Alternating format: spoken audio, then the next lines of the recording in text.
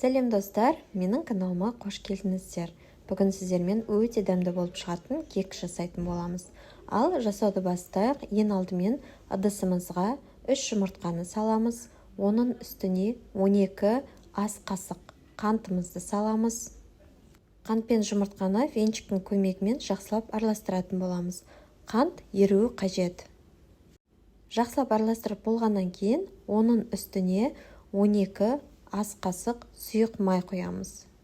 Бұл рецептте біз қасықтың көмегін пайдаланамыз, және де барлық қосылатын ингредиенттер 12 ас қасық болып табылады. Сұйық майдың барлығын құйып болғаннан кейін жақсылап біркелкі етіп араластырып шығамыз. Осы кексті жасау барысында қандай заттар қосылды және де қандай мөлшерде қосылды, соның барлығын видеоның астына жазып кететін боламын, сол жерден көрсеңіздер болады.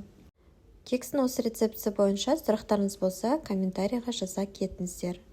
Барлығын жақсылап біркелкі етіп араластырып болғаннан кейін, оның үстіне 12 ас қасық сүт қосамыз. Бөлме температурасындағы сүтті пайдаланамыз. Алдағы уақытта менің каналымда басқа да көптеген рецептермен бөлісетін боламын. Менің каналымды жоғалтып алмас үшін менің каналыма тіркеліп қоюды ұмытпаңыздар, және де осы рецепт сіздерге ұнаса, лүпіл басуды ұмытпаңыздар. Барлығын біркелкі етіп жақсылап араластырамыз. Енді осының үстіне ұн қосамыз. Ұнды міндетті түрде 12 ас қасық ұн қосылады. Ұнды араластыру барысында іртіктер болмауы қажет, сол себептен жақсылап араластырамыз. Бұл кекстің жасалу жолы өте оңай, және де үйдегі бар заттармен жасалынады, сол себептен барлықтарыңызға ұнайды деген ойдамын. Жақсылап біркелкі етіп араластырамыз. Араластырып болғаннан кейін оның үстіне 1 чай қасық қопсытқыш қосамыз, яғни разрыхлитель. Барлығын жақсылап араластырамыз. Массамыз кішкене үлкеюі қажет.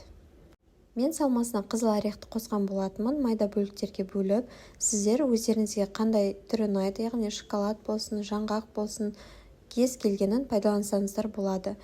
Мен салмасына қызыл орех және де мейіз қостым. Еш нәрсе қоспай кекстің өзін жасай берсеңіздер де болады, өте дәмді болып шығады.